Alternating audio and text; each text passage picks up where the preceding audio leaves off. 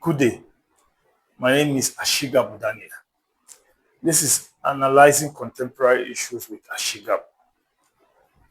What I try to do on this channel is to raise topic that has to do with our everyday life, discuss them, and try to make sense out of them or provide solution.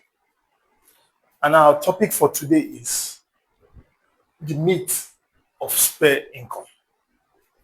And in discussing that, we are going to consider the two-sector economic model.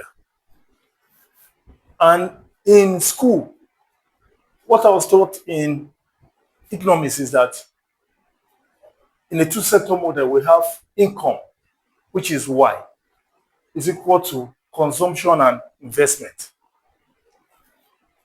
The other way you can still put it, income, which is Y, is equal to consumption plus savings.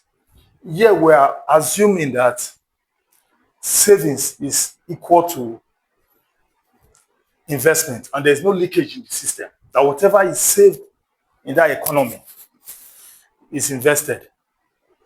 But this is more of theory, and in real life, you can't really apply it because savings is never the same as investment. So we are going to adopt this model for this class because this model, which if you look at it, is still a two-sector, but comprised of both savings and investment because they are actually not the same. So here we have Y, which is income, equal to consumption plus savings plus investment. I actually got this idea from a YouTuber with name Jasprit Sign.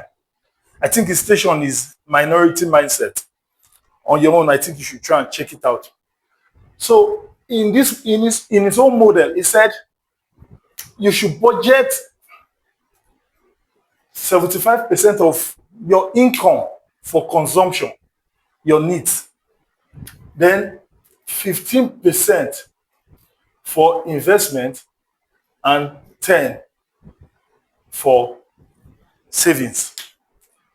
And why I said savings is not equal to investment is the fact that if, for example, you place 100,000 naira on treasury bill, which is a form of investment, for 90 days, which is 3 months, that investment, you can only have access to that money when the investment matures, which is after 90 days. And if you have unforeseen circumstances, let's say somebody actually fall ill before the maturity of that treasury bill, you definitely need money to cater for that need. While you are budgeting how to spend your income, you should try to make room for savings and investment. In this model also, we're also assuming that you don't have debt. Because if you have debt, your main concern or priority should be how to pay off that debt. Such that after you budget money for your everyday needs, your consumption, the next priority should be payment of debt. So at that point in time, we can just call it C plus D. D stands for debt. So, but the issue of spare income is something that I've observed that we Nigerians, you'll see somebody get involved in waste. You see him spending 2K, 5K on a weekly basis. And that person is actually struggling in life. You ask him, bros, why did you buy this thing? You'll be like, yeah, it's spare income. I just have this spare 2,000. I just have this spare 5,000. And I decided to buy that thing. But in real sense, is there anything like spare 2,000, spare 5,000, spare 10,000? Because if you look, if there's really spare income in life, Dangote won't be looking for more money. Elon Musk won't be looking for more money. And if one consider the economic principle or the definition of economics, that has to do with the fact that human needs are unlimited and resources are limited, then you know that the idea of spare income is a big lie. There's nothing like that. And when one factor the life of civil servants or employees in this country, you find out that they're always complaining. They're always complaining that they don't have money, that the salary is not enough, inflation is too much. But you still find these people, they get involved in waste of their resources. They can't steward properly. I'm not judging anybody because I myself am included. Each week you find people spending 5,000, 10,000 on gambling, playing bet. A chairman Abio in the past, as in my case was that bad that when the government started talking about banning betting platform, I was upset. I was seriously upset. I said, there's no way they can do that thing. There's no way. I don't even have any idea of VPN as of that time, but I said, I will download VPN.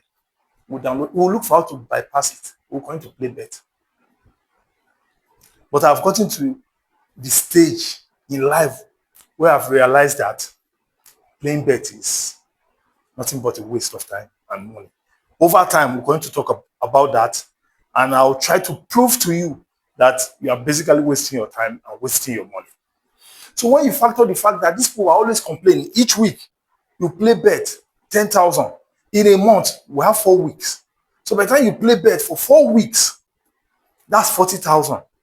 And in most cases, you find out that that person actually won 0 naira. And the same person will be complaining that he's not well paid. But every weekend will tell you that he has to pay 5,000 to gamble. Or every weekend, you find some people, employees hanging out, spending 5K, 10K on chilling. I'm not saying you shouldn't chill because at the end of the day, all work and no play make Jack a dull boy. But once it becomes excessive, then it becomes a problem. Or once it starts affecting your lifestyle, it becomes a problem. Because you cannot tell me that you are not well paid and you have money to spend on a weekly basis on drinking beer. It doesn't really add up if we consider it.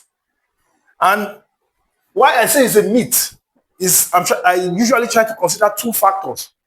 Two factors that if actually you are not well paid, by the government, and you still get involved in wastage, then it's either you can't steward properly, you can't manage your money properly, or alternatively, you are being well paid. You are well paid.